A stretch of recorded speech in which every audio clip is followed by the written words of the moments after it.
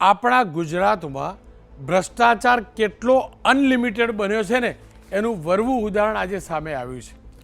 Gandhinagar CID ક્રાઇમના police inspector અને constable પર 30 લાખની લાંચ લેવાનો આરોપ લાગ્યો છે. એસીબીના છટકામાં તેઓ ઝડપાયા છે.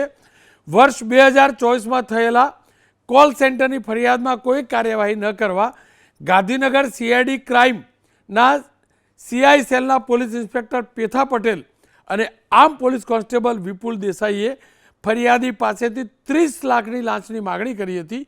જે લાંચની રકમ આપવા ન માગતા હોવાથી ફરિયાદીએ એન્ટી કરપ્શન બ્યુરોનો સંપર્ક કર્યો.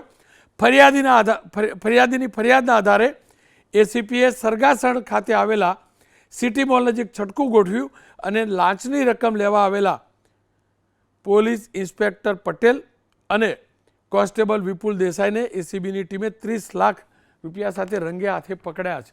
વિચાર કરો, એક કોન્સ્ટેબલ, એક પોલીસ ઇન્સ્પેક્ટર 30 લાખ રૂપિયાની લાંચ લે છે. 30 લાખની રકમ આખા જીવનની એક અધિકારી કર્મચારીની બચત આટલી થાય છે. કયા લેવલનો ભ્રષ્ટાચાર હશે? કેટલો મોટો ભ્રષ્ટાચાર હશે? એક કોન્સ્ટેબલ ને પીઆઈ જો આટલું ભ્રષ્ટાચાર કરતા હોય એક કેસમાં, તો એના ઉપર સુધી તો કેટલી મોટી રકમ થતી હશે.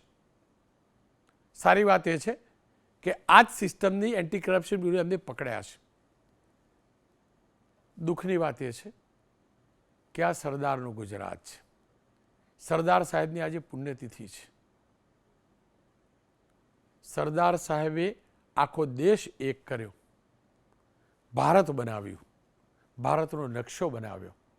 એના માટે નહીં કે નકશાની અંદર રહી શાસન કરતા જેમની જવાબદારી છે એડમિનિસ્ટ્રેશન ચલાવવાની, એ અધિકારીઓ આ પ્રકારે ભ્રષ્ટાચાર કરે. આજનો ઈચ્છા પણ એ હતી કે અંતમાં સરદાર સાહેબને શ્રદ્ધાંજલિ રૂપ એકાદો એવો દાખલો રજૂ કરીશ, સરદાર સાહેબના જીવનનો એક કિસ્સો રજૂ કરીશ. પણ શરમ આવે છે, મારા એ સરદાર સાહેબના ગુજરાતની અંદર આજે હાલત છે.